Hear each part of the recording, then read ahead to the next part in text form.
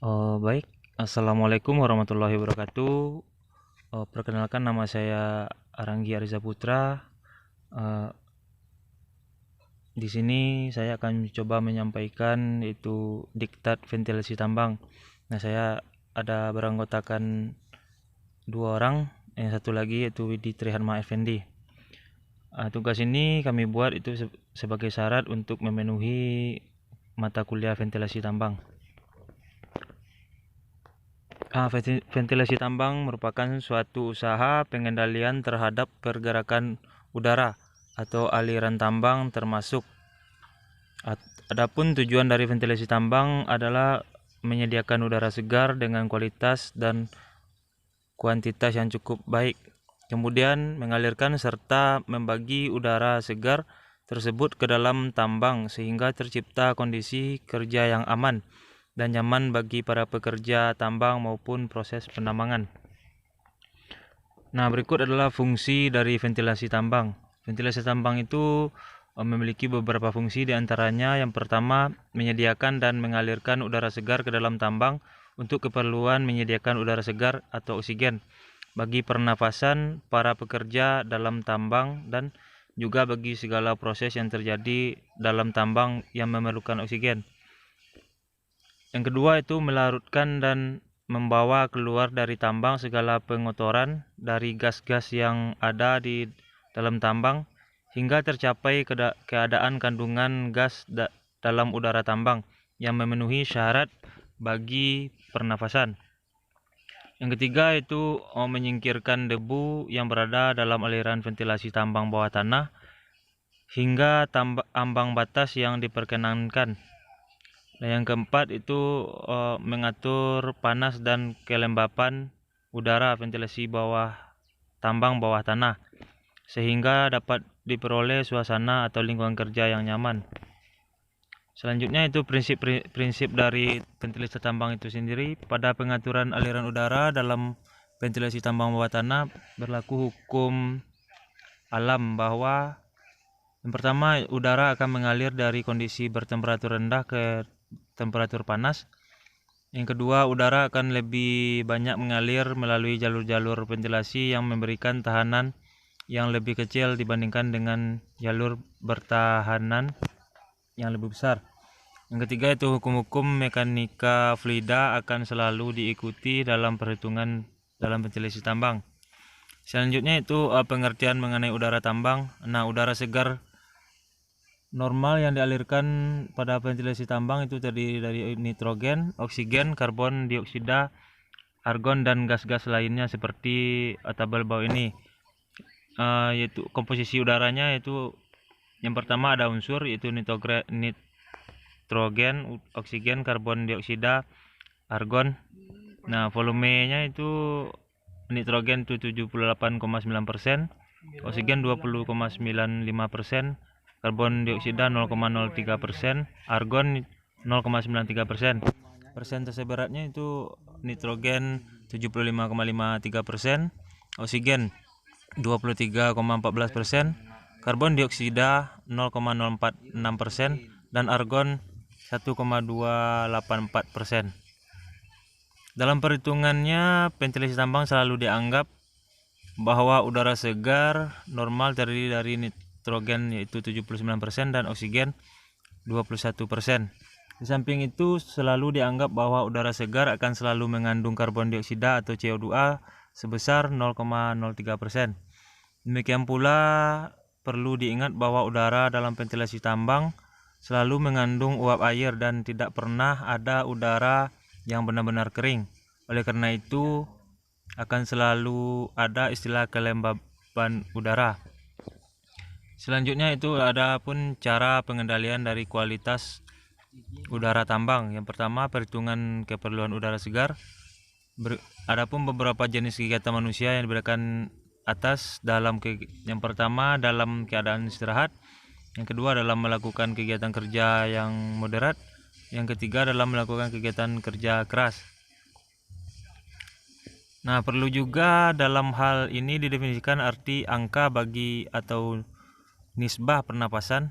yang didefinisikan sebagai nisbah antara jumlah karbon dioksida yang dihembuskan terhadap jumlah oksigen yang dihirup pada suatu proses pernapasan. Pada manusia yang bekerja keras, angka bagi pernapasan ini sama dengan 1, yang berarti bahwa jumlah karbon dioksida yang dihembuskan sama dengan jumlah oksigen yang dihirup pada pernapasan. Terlihat pada tabel di bawah ini, itu kebutuhan udara pernapasan manusia menurut Hartman tahun 1982, di mana kegiatannya ada istirahat, kerja moderat, dan kerja keras. Laju pernapasannya itu antara 12 sampai 18, 30, 40. Udara terhirup per menit dalam inch kubik per menit, yaitu yang istirahat 300 sampai 800, yang kerja moderat 2800 sampai 3600, dan kerja keras 6000. Oksigen terkonsumsi itu istirahat 0,01, kerja moderat 0,07, kerja keras 0,10. Angka bagi pernapasannya itu istirahat itu 0,75, kerja moderat 0,9, kerja keras 1. Ada 2 cara perhitungan untuk menentukan jumlah udara yang diperlukan untuk pernapasan, yakni yang pertama atas dasar kebutuhan oksigen minimum, yaitu 19,5%. Jumlah udara yang dibutuhkan yaitu Q CFM. Pada pernapasan jumlah oksigen akan berkurang sebanyak 0,1 CFM, sehingga akan dihasilkan persamaan jumlah oksigen bahwa 0,21 Q kurang 0,1 sama dengan 0,195 Q, ataupun juga disebut kandungan oksigen dikurang jumlah oksigen pada pernapasan sama dengan kandungan oksigen minimum untuk udara pernapasan.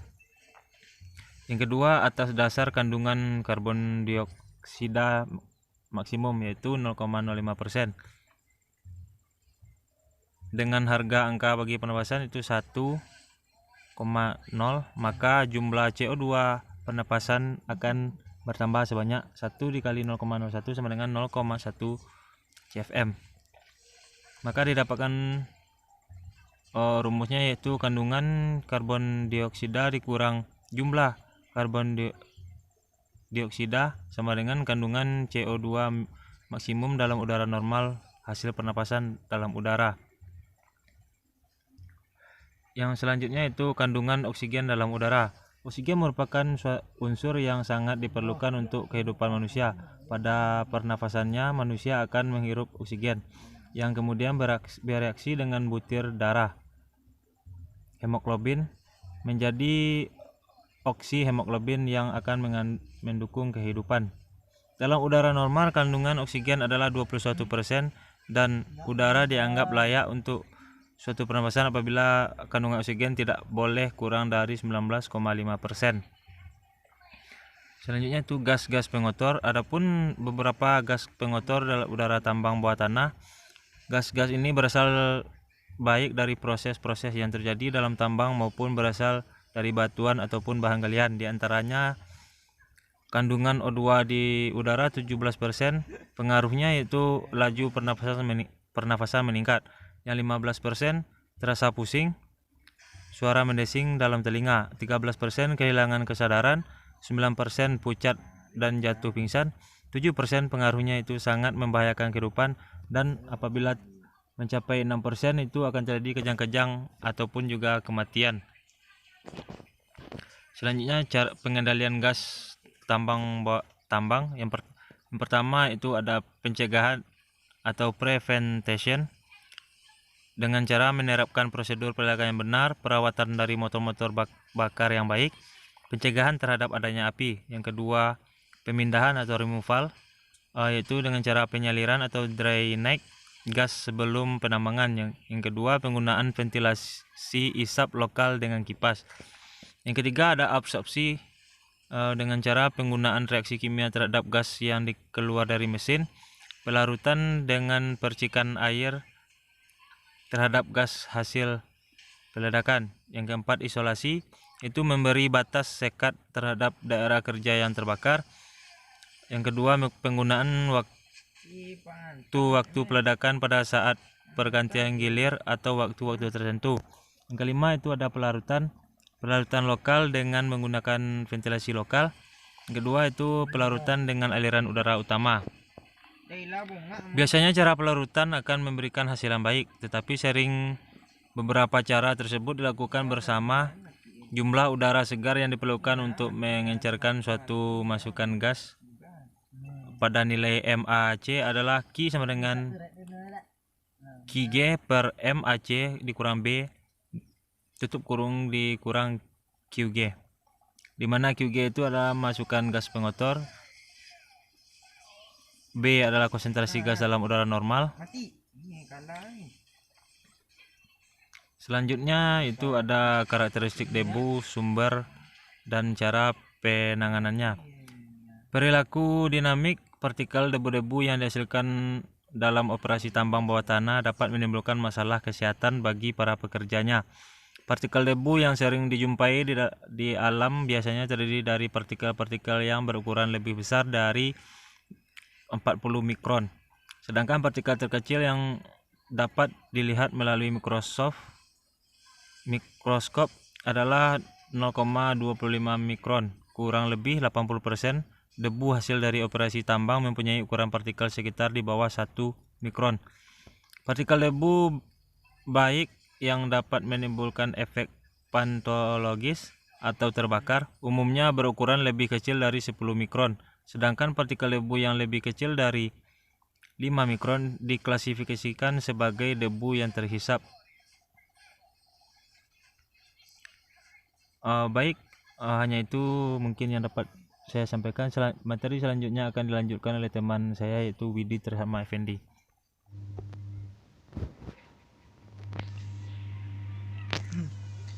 Assalamualaikum warahmatullahi wabarakatuh. Perkenalkan, nama saya Widi Trisama Effendi, NIM 17137042.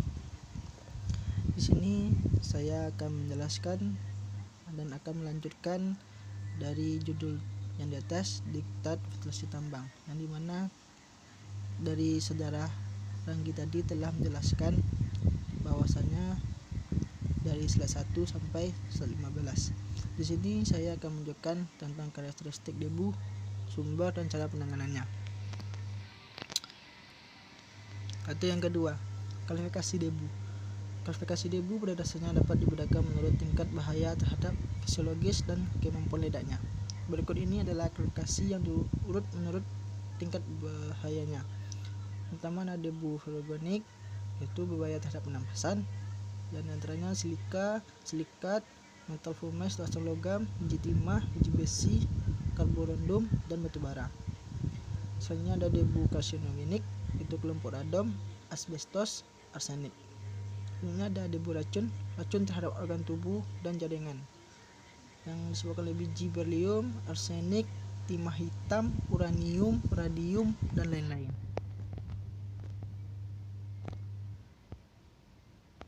Selanjutnya ada debu radioaktif, itu membahayakan karena radiasi sinar alfa dan sinar beta, yang akibatnya itu biji uranium, radium, dan thorium.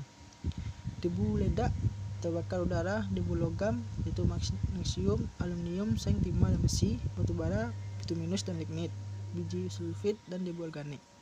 Selanjutnya ada debu pengganggu, itu sedikit mengganggu, itu gypsum, koalin, gamping.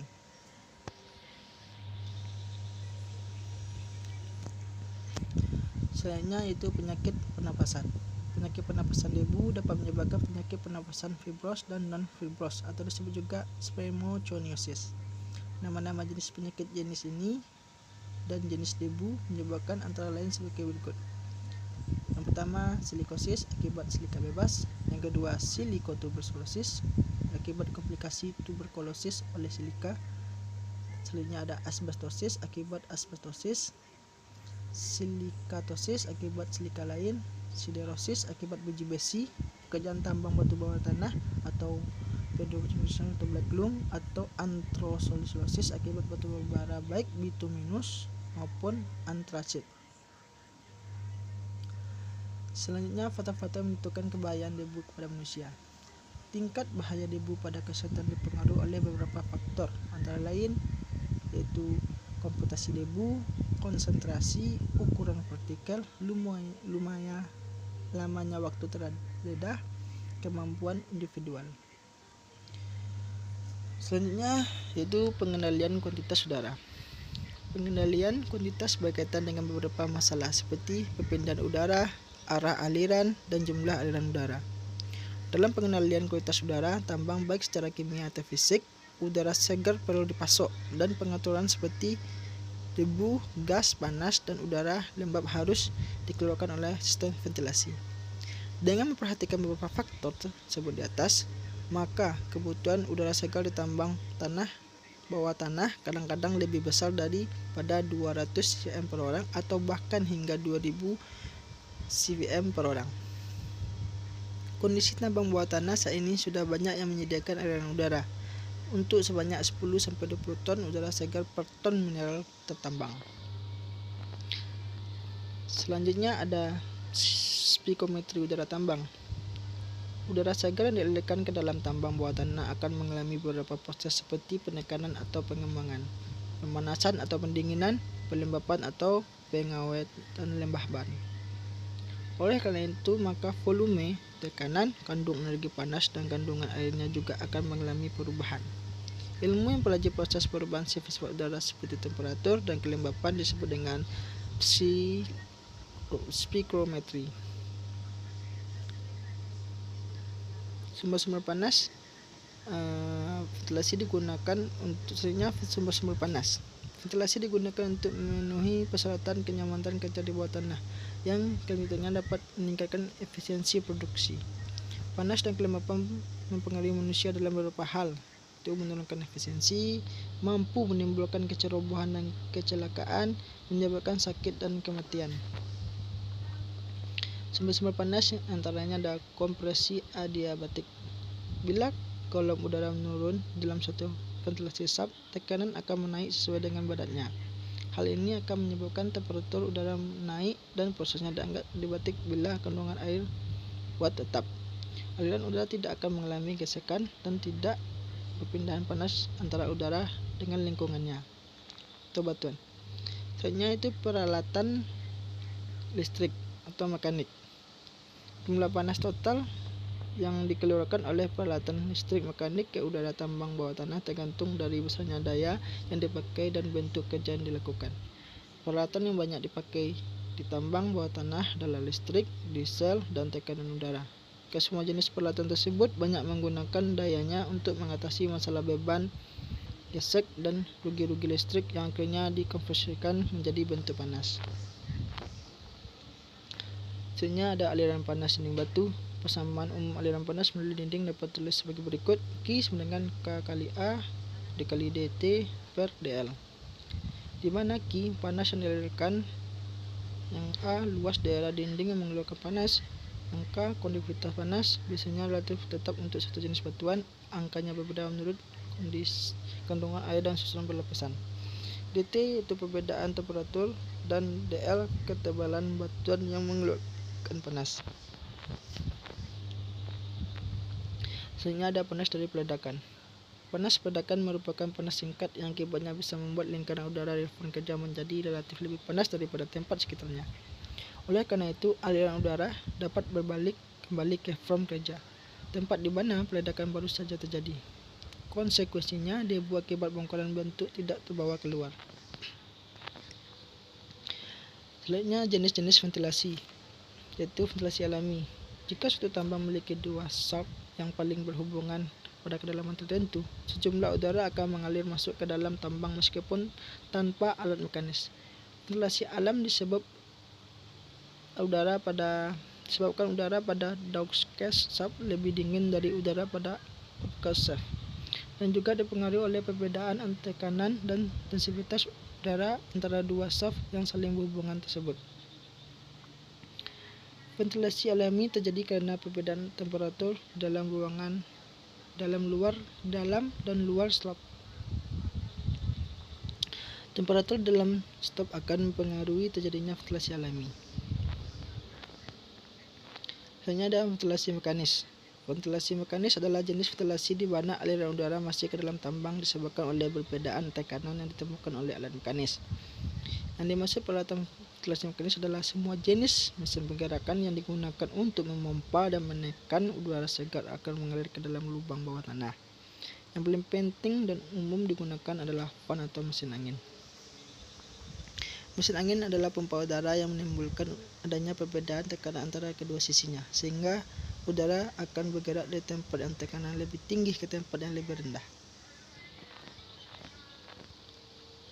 Berdasarkan cara menimbulkan udara terletak pada mesinnya, ventilasi mekanis dibedakan menjadi 3 metode, yaitu 1 metode hisap atau exhaust system. Sistem exhausting akan memberikan hembusan udara yang berkebalikan dengan sistem forcing, yaitu bertekanan negatif ke fan kerja. Tekanan negatif yang dimaksud di sini adalah tekanan yang dihasilkan oleh proses penghiasan udara. Pada sistem exhausting, fan diletakkan dekat dengan fan kerja, sehingga dapat memudahkan kerjanya dalam menghisap udara dari fan kerja tersebut. Yang kedua ada metode hembus, forcing system. Sistem forcing akan memberikan hembusan udara bertekanan positif ke fan kerja. Tekanan positif berarti aliran udara ini mempunyai tekanan lebih besar dibandingkan udara di atmosfer. Pipa atau saluran ventilasi ini menghubungkan fan dengan fan kerja. Selanjutnya ada metode hisap hembus, overlap system. Sistem ini merupakan gabungan dari sistem exhausting dan forcing, berbeda dengan kedua sistem di atas. Sistem ini menggunakan 2 fan yang memiliki tugas berbeda satu sama lain. Ada fan yang bertugas menguplai udara ke fan intake fan dan fan yang bertugas untuk menghisap udara dari fan exhausting fan. Tetapi exhaust fan dipasang lebih mundur atau lebih jauh dari fan penambangan. Sedangkan duk akhirnya dari intake fan dipasang lebih dekat dengan fan penambangan. Hal ini untuk mencegah agar udara yang disuplai langsung dihisap oleh exhaust fan, sehingga udara akan memiliki waktu untuk bersirkulasi pada fan penambangan. Selanjutnya ada ventilasi batu. Udara ventilasi yang disalurkan ke terowongan utama maupun ventilasi permuka kerja penambangan biasanya dilakukan dengan membawa udara masuk atau intake air secara langsung melalui jalan udara sepanjang penambangan terowongan. Ventilasi juga dapat dilaksanakan dengan mengirimkan angin atau udara yang dibangkitkan oleh kipas angin lokal, air jet dan lain-lain dengan menggunakan saluran udara air duct ke lokasi yang tidak dapat dipenuhi oleh ventilasi utama, seperti pada lokasi terowongan buntu, lokasi pembuatan tol lubang maju. Dilihat dari segi fasilitas peralatan, ventilasi bantu dapat dibagi menjadi ventilasi saluran udara, bulkhead, dan stack mover. Terima kasih. Sekian dari hasil materi kami, yaitu tentang diktat ventilasi tambang. Saya akhiri. Assalamualaikum warahmatullahi wabarakatuh.